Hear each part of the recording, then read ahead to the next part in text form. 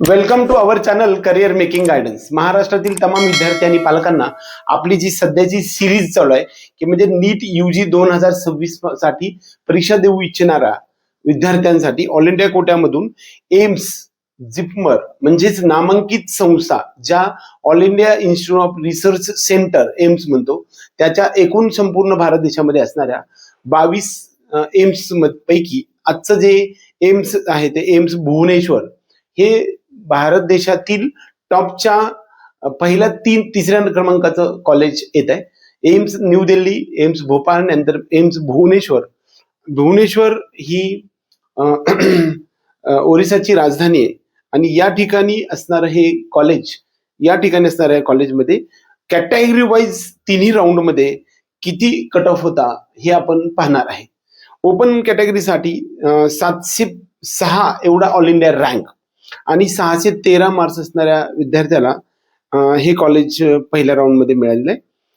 त्यानंतर दुसऱ्या राऊंड मध्ये ऍज इट इज राहिलं, परंतु तिसऱ्या राऊंड मध्ये मात्र 612 स्कोर असणाऱ्या स्टुडंटला 785 एवढा ऑल इंडिया रँकच्या विद्यार्थ्याला एम्स भुवनेश्वर ओपन कॅटेगरी म्हणून मिळाले.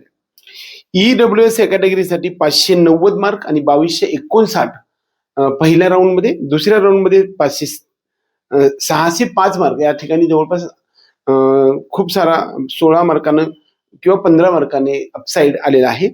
1086 म्हणजे या ठिकाणी कट ऑफ वाढलेला आहे. नंतर मात्र सीट वेकन्सी राहिलेली नाही. ओबीसी कॅटेगरीसाठी 599 मार्क आणि 1481 पहिल्या राऊंडचा स्कोर आणि ऑल इंडिया रँक रिस्पेक्टिव्हली आहे. तिथून पुढे मात्र ओबीसी कॅटेगरीच्या एकाही विद्यार्थ्यांनी हे कॉलेज सोडलं नाही, त्यामुळे 599 हा कट ऑफ आपल्याला असू शकतो. दुसरा आणखी महत्वाचा मुद्दा, SC कॅटेगरीसाठी मात्र 567 स्कोर असणाऱ्या विद्यार्थ्याला आणि 6034 एवढा ऑल इंडिया रँक असणाऱ्या पहिल्या राऊंड मध्ये. आणि दुसऱ्या राऊंड मध्ये परत आपल्याला या ठिकाणी कट ऑफ वाढताना दिसतोय, तो म्हणजे 592 आणि 2010 एवढं कमी ऑल इंडिया रँक असणाऱ्या स्टुडंटला हे SC कॅटेगरी मधून मिळाले राऊंड 3 मध्ये. आणि नंतर पुढच्या स्टे वेकन्सी राऊंड मध्ये या ठिकाणी एकही सीट वेकंट नव्हतं. ST कॅटेगरीसाठी 551 मार्क असणाऱ्या विद्यार्थ्याला 14,786 ऑल इंडिया रँक पहिल्या राऊंड मध्ये. सर्व सीट्स जे आहेत ते सर्व सीट्स फुलफिल झाल्यामुळे तिथून पुढच्या राऊंड मध्ये कसल्याही प्रकारचे सीट उपलब्ध नाही. ऑल इंडिया कोट्यामधून एम्स आणि जिपमर याच्यामध्ये 100% सीट्स हे MCC च्या काउन्सिलिंग प्रक्रियेमधून भरले जात असतात. या ठिकाणी 10,000 रुपये डिपॉझिट ओपन आणि EWS विद्यार्थ्यांसाठी 1,000 रुपये फीस भरून आपल्याला ज्यावेळेस आपली नीटची परीक्षा संपेल आणि तिथून पुढे रिझल्ट लागेल, तिथून रिझल्ट लागल्यानंतर पहिली काउन्सिलिंग सुरू होते, तर आपण ऑल इंडिया कोटा काउन्सिलिंग किंवा MCC म्हणजे medical counselling committee through central counselling process सुरू होत असते. त्यामध्ये 100% सीट्स एम्स आणि जिपमर आणि सेंट्रल युनिव्हर्सिटीमध्ये AMU आणि BHU भरले जात असतात.